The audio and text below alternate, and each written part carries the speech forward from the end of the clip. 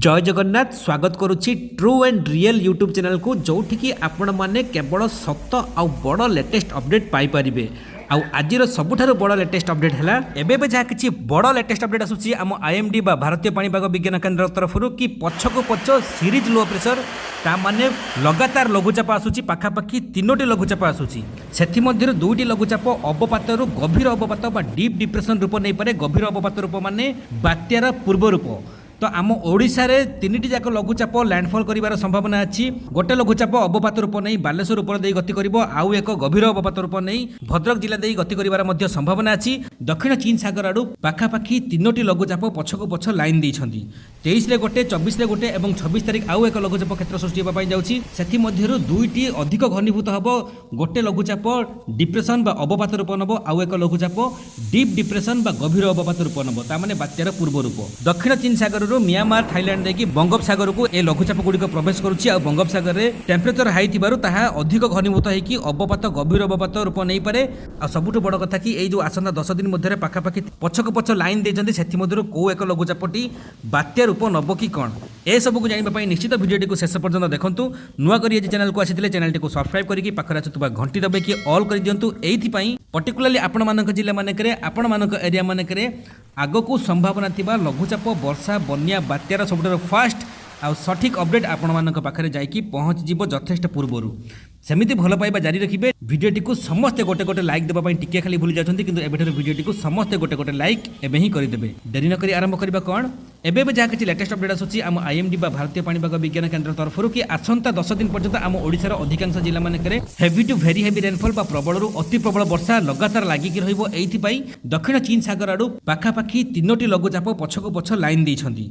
23 रे गोटे 24 रे गोटे एवं 26 तारिख आउ एक लघुचाप क्षेत्र सृष्टि होबा पई जाउची। सेथि मध्यरु 2टी अधिक घनीभूत हबो।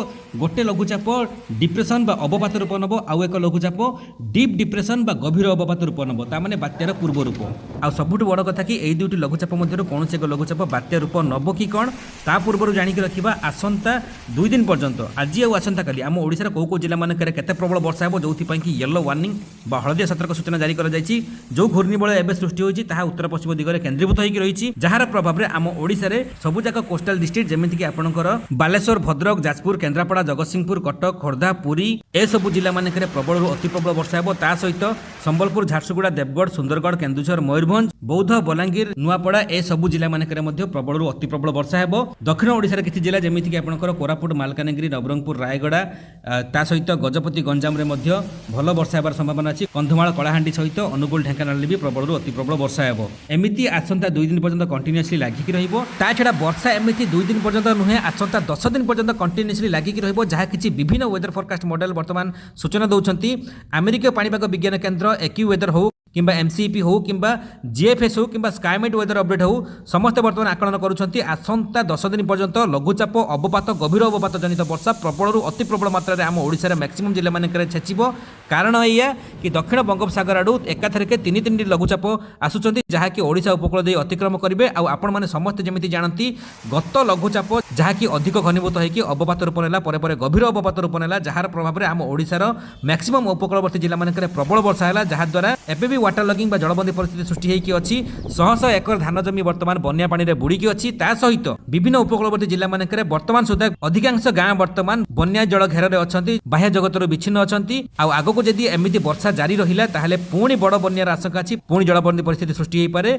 आपण माने देखिबा पई पाइथिबे गत लघुचाप प्रभाव रे पाखापाखि आम ओडिसार 9 जनकर मूल्यवान जीवन हानि हेतिला। गतकाली मध्ये एक दुखद खबर पाइथिबे भुवनेश्वर आम ओडिसार राजधानी जहाको कि स्मार्ट सिटी कुआ जाउची, जणे स्कूल छात्र ड्रेन को खसी पड़िथिले जहांकर पता मिली नथिला। 19 घंटा पर्यंत सर्च ऑपरेशन जारी रहिथिला। आ आज सकाळु तांको उद्धार करा जायछि आईटीआर पछपट नाळरू। आ सबुठ बड़ दुखद खबर कि तांकर मूल्यवान जीवन मध्ये हानि होइछि। तो सेथि पई आपण माने निहाती सतर्क सचेत रहंतु, कारण आगको बड़ वर्षा आसुची।